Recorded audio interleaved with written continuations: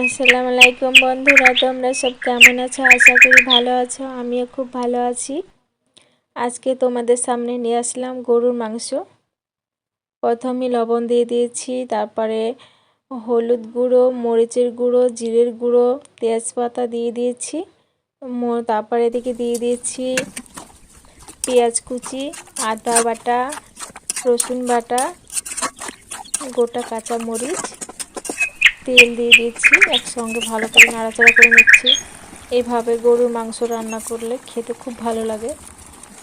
আমি কিন্তু গরুর মাংসতে আজকে মশলা দিলাম না, গরম মশলাটা দিলাম না, এমনি রান্না করছি। গরুর মাংস আমাকে এভাবে রান্না করে খেতে ভালো লাগে, তাই আমি সবসময় এভাবেই গরুর মাংস রান্না করার চেষ্টা করি।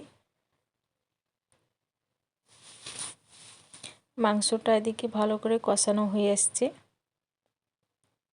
মাংসতে কষানো হয়ে গেছে, পানি দিয়ে দেবো। মাংসটা ভালোভাবে সিদ্ধ হলে খেতে ভালো লাগে, হাত দিয়ে ছিঁড়ে যাবে।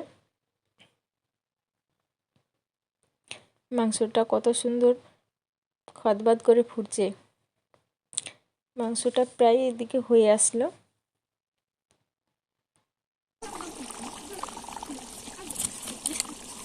গরুর মাংস থাকলে কিছুই ভালো লাগে না খেতে। গরুর মাংসটা ইচ্ছা করে খেতে, এত ভালো লাগে আমাকে, মানে বলে বোঝাতে পারবো না। মাংসটা হয়ে গেছে, আমি এদিকে ভাজা জিরে দিয়ে দিচ্ছি, ভাজা জিরে গুঁড়ো দিয়ে ভালো করে নাড়াচাড়া করে নিচ্ছি।